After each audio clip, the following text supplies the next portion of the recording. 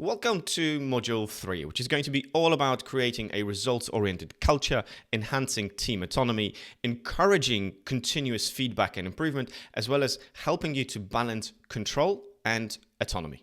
Let's start with creating a results-oriented culture.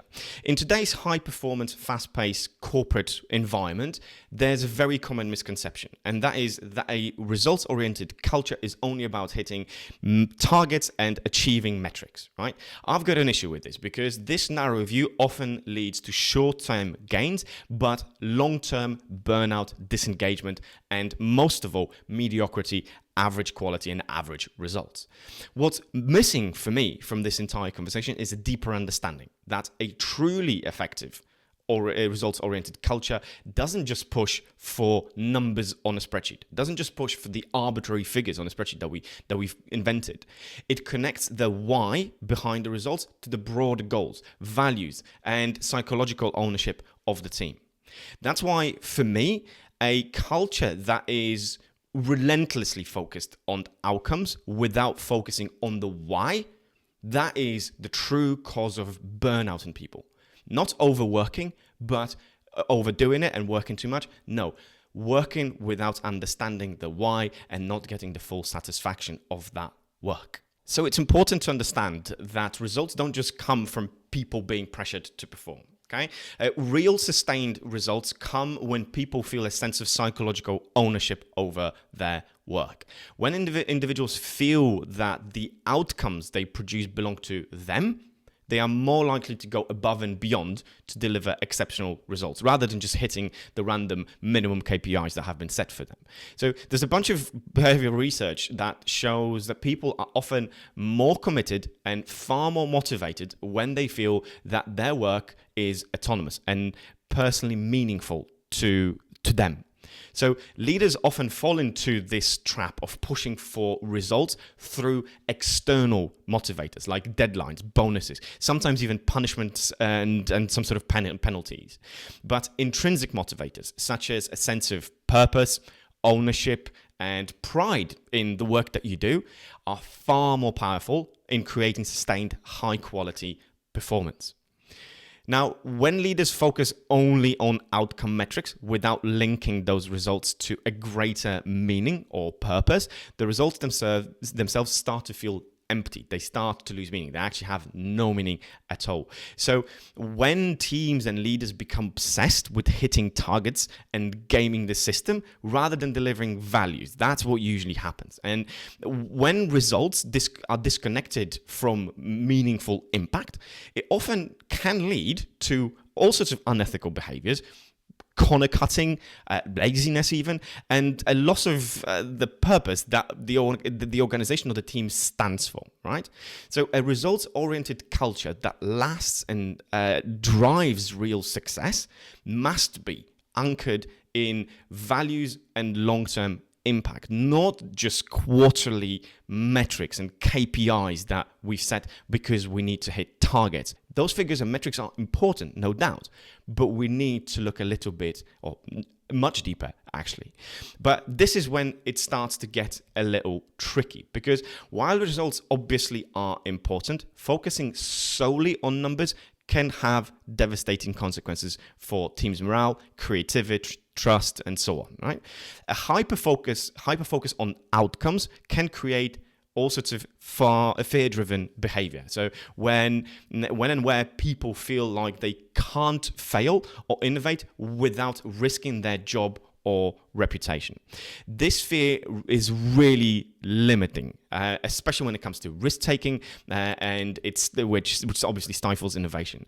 Because creativity doesn't thrive in places and in cultures where only predictable, safe results are rewarded. Teams need to feel comfortable taking calculated risks and failing fast, learning and iterating. We need to help, we need to support them, we need to teach them how to do that, of course. But without that, the only result that they will deliver will be safe and conventional and incremental. And it's all about maintaining a results-driven culture without the fear of failure. We need we need to foster bolder innovation. And doing that is not just about relaxing the expectations of results, but by creating a culture where the path to those results involves experimenting and learning from failure.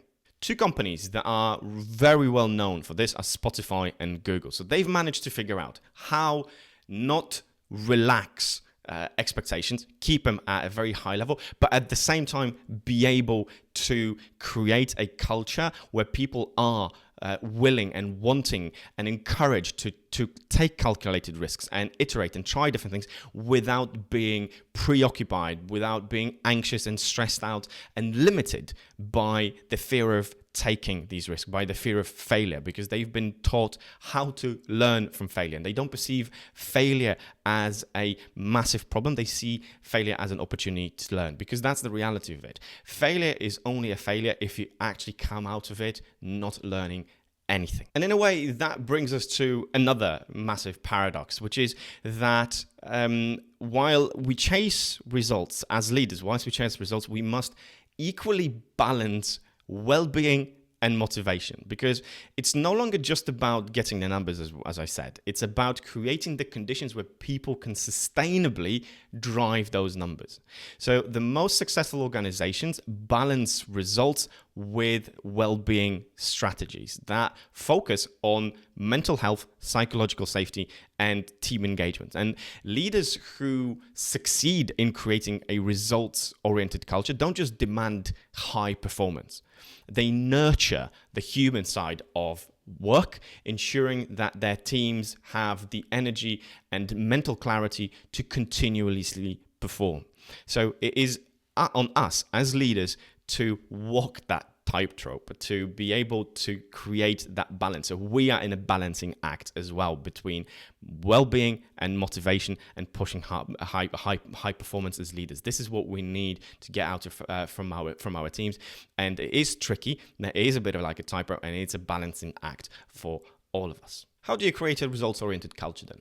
It's about defining what success looks like, first of all, and then maintaining the focus on what those goals are, what it is that we're aiming for. And I wanted to share with you 4 practices to help you out with that. The first practice I'd like to share with you are SMART goals. I'm sure you must have heard of this framework, this method. It's fantastically simple, yet very effective as well. It's a structured method. It stands for specific, measurable, achievable, relevant, and time-bound. So it ensures that the objectives that you set are not vague, but are well-defined and realistic, so that you and your team members can track progress and stay focused on the outcomes. Okay, so by setting such objectives, you clarify expectations and help your team align their goals with the goals of the team. So it's not only about enhancing accountability, but also about boosting their motivations as individuals understand exactly what is expected of them and can measure their own success and see how that fits into the bigger picture. One thing that I love to stress when it comes to SMART goals is make sure that you really understand and focus on the R of SMART objectives. So are these goals relevant to what the wider picture is for the team? So I encourage you to first of all make sure that you've got the wider vision and the goal for the team before you start setting SMART objectives, because the objectives, the SMART goals need to fit into the greater picture. So you really first of all need to understand the greater picture. Once you understand the greater picture, make sure that the goals that you set are relevant to that greater picture, to that greater vision, because you can set SMART objectives in a fantastic way, but if they're not relevant, if they're not leading to something greater, I would question what's the point of doing them. So really make sure that you've got that vision in the first place, and second of all, that the SMART goal that you're setting for team members or the team as a whole fits into a greater picture. I wanted to show you how SMART goals work in real life. So I'd like you to imagine that you have a team member who often struggles with meeting deadlines. And instead of simply pointing out the issue, you want to collaboratively set a SMART objective to help them improve. So the way you could do it is obviously you would start by discussing the challenge without placing any type of blame. And so you can say something that along the lines that I've noticed you are having trouble meeting your report deadlines. Let's see if we can come up with a clear goal to help you manage this better. Then you need to move on to understanding the root cause. So you ask open questions to better understand what is causing this problem, because whether it's a workload issue, prioritization issue, a lack of tool issue, is it a lack of a skill gap of some sort. The key for you here, apart from asking open-ended questions, is to really listen and understand what the team member is telling you, because you really need to ensure that this objective is connected and addresses the real problem, the root cause of the problem, rather just than the symptom. Once you've done all of that, you move on to working together on coming up with that SMART objective. And what it could look like, it would be along the lines that the specificity of it is that it's a specific goal, that the aim is to deliver weekly reports on time. How are you going to measure the success? That the rate of the on-time delivery goes up from 60% to 90%. How do you make sure that it's achievable? It's how do you help achieve it, basically? In this particular case, you say that it will be done by using a new task management tool or to-do list manager or something like that, okay? To show the relevance of the goal, we need to connect it obviously with team performance, so that delivering these reports on time will improve the overall team performance. And to make it time bound, we need to set a deadline. And in this particular case, that this is something that's going to be achieved within 6 months. Once you are really sure that the team member knows exactly what the steps to take, and you need to make sure that's what the case is, that they know exactly what steps they need to take, and then you offer the support when necessary. So you say that you will help them, for example, implement or find that task management tool that you've mentioned, or whatever else it might be that they need to achieve this goal. And it's also really important to confirm the expectations and the follow-up plans, right? So there's to agree on that accountability. You can say something that we will check progress in 2 weeks, and I'll be available if you need any help before then. So this is how a SMART goal setup would work in real life. I encourage you to check out the workbook where you've got a full SMART objective guide on how to create them with your team members and your entire team. The next practice I wanted to share with you is a framework for defining roles and responsibilities. It's called the RACI framework, which stands for Responsible, Accountable, Consulted, and Informed. And it's an effective tool to help you as a team leader clarify roles and responsibilities within the team. So when multiple team members collaborate on a task, often confusion about who's doing what can slow down the progress or lead to all sorts of bottlenecks. And this framework really ensures that everyone knows their role, making projects run smoother and promoting accountability. So responsible obviously means the person who completes the work or the task. Accountable is the person ultimately responsible for ensuring the task is completed and it meets standards. Consulted is the other people, actually, because it can often be more than one, are the people whose input is needed to complete the task. And informed are people who need to be kept in the loop about the progress, but are not directly involved in the task or the project. So this framework is especially useful in teams where tasks or responsibilities overlap. It brings clarity and structure, ensuring that everyone knows who is in charge of each part of the project or for each of the tasks. To give you an example of how this works in real life. So imagine your team is responsible for organizing an important client presentation. So first of all, you need to outline the key tasks. The key task is obviously presentation content creation and the design layout of the presentation. So you break down these two tasks according to RACI. So responsibility. Sarah, who is the content specialist, is responsible for creating the slide deck and the content. Accountability lies on you as the team leader, so you ensure the presentation is aligned with what the client needs and expects, and everything's done on time. The people who need to be consulted, or person needs to be consulted in this particular case, is the marketing director, who will provide input on branding and potentially messaging, and the sales team needs to be kept informed or updated on the progress in case they've got any client-facing conversations, so they know basically what to say. Then you've got the design layout. In that particular case, responsibility lies on John, who's the designer. He does all the visuals. Accountability is with Sarah, who makes sure that John's design fit with the content that is being created, because obviously she's responsible for the presentation content task. The consultation here is with you, because you're the person providing feedback on different design elements. And again, it's the sales team that needs to be kept informed in the loop, just to make sure the visuals align with the client and what the client expects.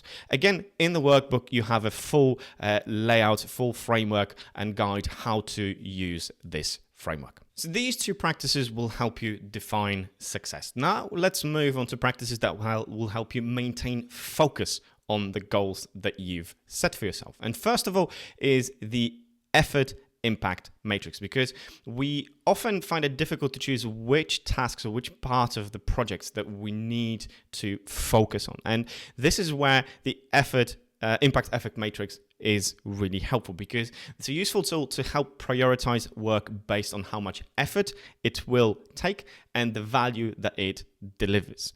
By using this matrix, you can help yourself and your team make smarter decisions about where to invest your time and resources for the best possible outcomes. And just to break it down for you, so if something is high impact and low effort, it's a quick win. It's the low-hanging fruit. It's something that should be done as soon as possible. We won't take too much time, but will deliver a very, very high impact.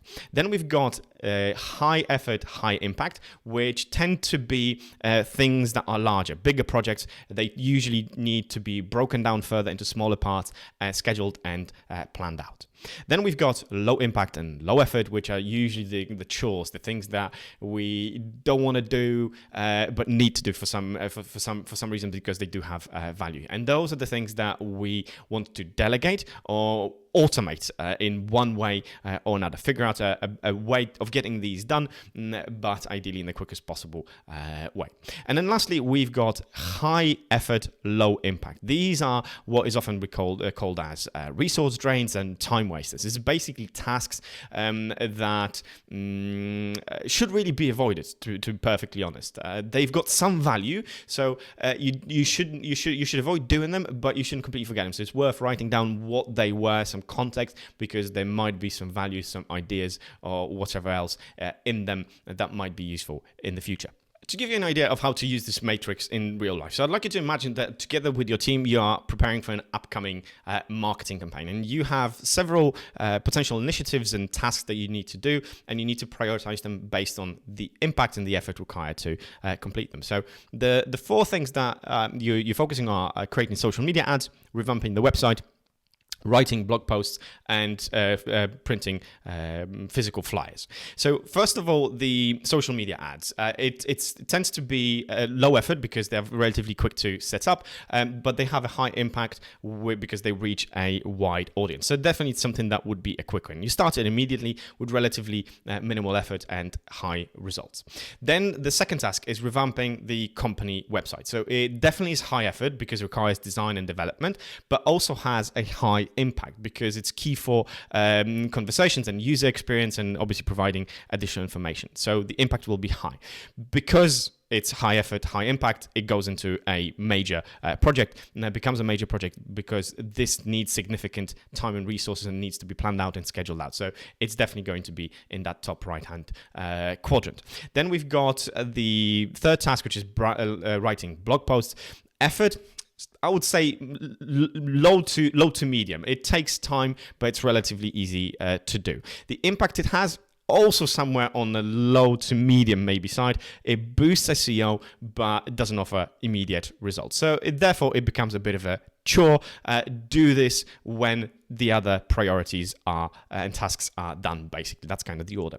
And lastly, we've got printing physical flyers. So effort is high because you need to print, you need to design, you need to distribute, and so on and so forth. Impact, low, mostly because obviously a lot of things are going on these days and they are definitely not as effective as the digital efforts. Therefore, it becomes a bit of a resource drain, a thankless task. So we either skip it completely or do it much, much later, only if the resources allow.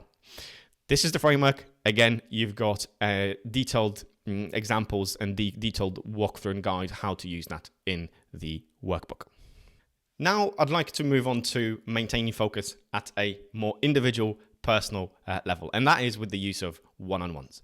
In my opinion, one-on-ones are one of the most wasted opportunities for not only maintaining focus, but for building relationship and connection with the people that we lead, because they often turn into a micromanagement, to-do list management meetings once a week, where you go through, you get an update from the person, what they've been working on, and you kind of see, you track the progress, whether they've done something that they've said that they would do last week, which is the whole purpose of one-on-ones, but I think we can do it in a much better way. And this is why I suggest embracing doing it asynchronously. Basically, what it means is together with the team member, they set up a shared document where they put in you can agree what it is, but the three main things that I would suggest are three categories: is what they've been working on, highlights, kind of updates from their week, then what challenges they faced and what support they need from you. And that is it. And they fill that in throughout the week.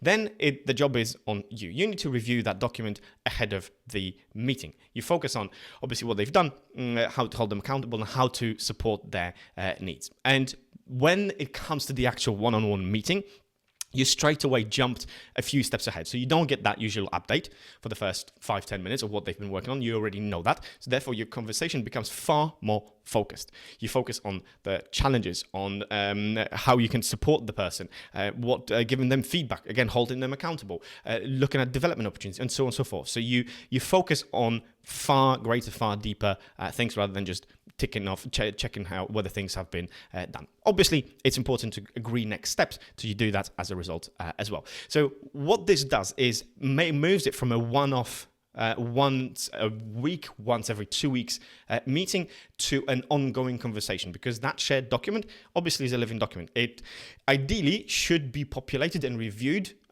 constantly throughout the week. Well, maybe not constantly, but at least more than once, 2 or 3 times a week, and therefore those one-on-one meetings become far more focused, even more than before. You will find the exact details of how to introduce and prepare this framework, this practice, in the resources section of the course.